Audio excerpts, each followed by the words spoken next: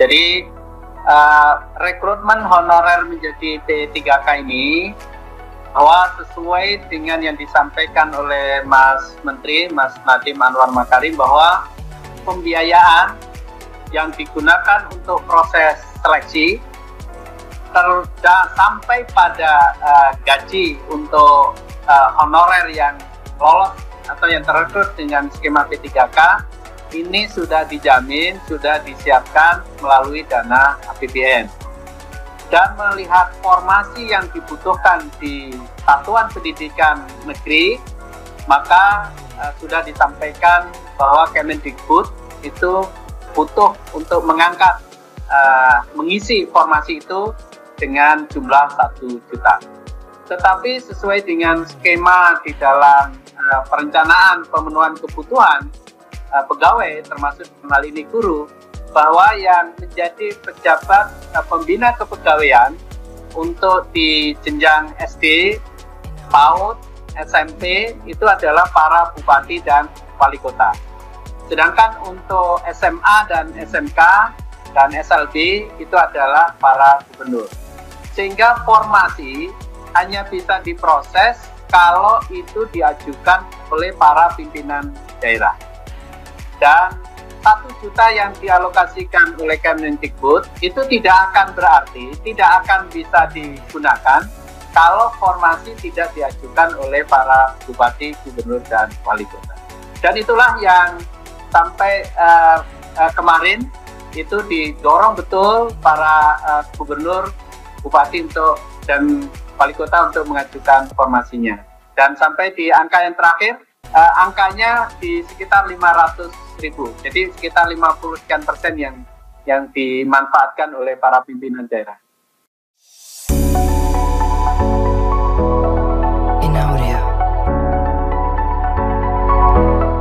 Dari diskusi yang masuk ke tim di GTK ini, bahwa beberapa daerah itu tidak mengajukan sesuai dengan formasi yang data yang kita berikan, meskipun gaji sudah ditanggung dengan dana APBN, mereka mengkhawatirkan kemampuan keuangan daerah, karena memang di beberapa daerah ini kan ada tunjangan-tunjangan yang harus diberikan, seperti tunjangan kemahalan, kemudian tunjangan daerah yang lain, dan ini yang sepertinya menjadi alasan di daerah untuk tidak bisa mengajukan sejumlah formasi yang kita siapkan di pusat.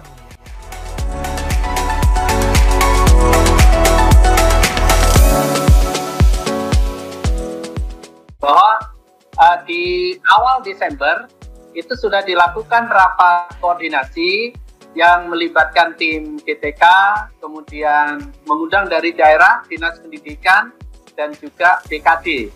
Nah, kami yang di pusat juga menghadirkan dari BKN.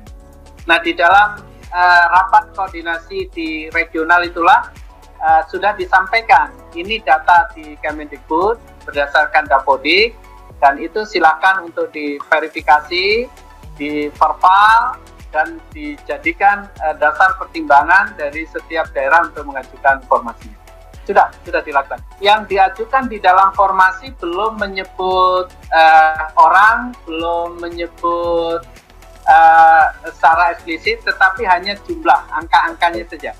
Di satuan pendidikan mana, di berapa jumlahnya, dan peserta itu di dalam skema yang kita ajukan, mereka tidak memilih satuan pendidikan, tetapi mereka memilih kabupaten atau kotanya.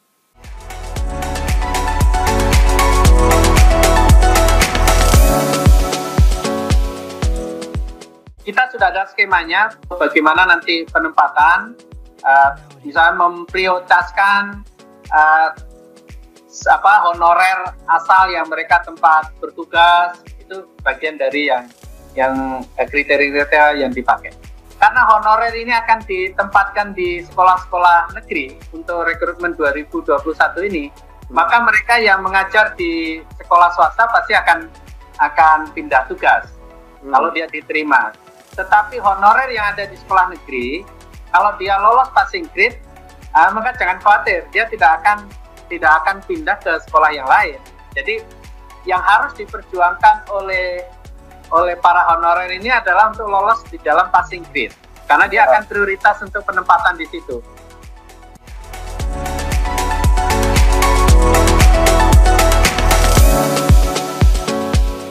Dan ini sudah jadi diskusi termasuk juga di Komisi 10, termasuk juga dialog dengan Badan Musyawarah Perguruan Swasta, dari lembaga-lembaga penyelenggara pendidikan swasta.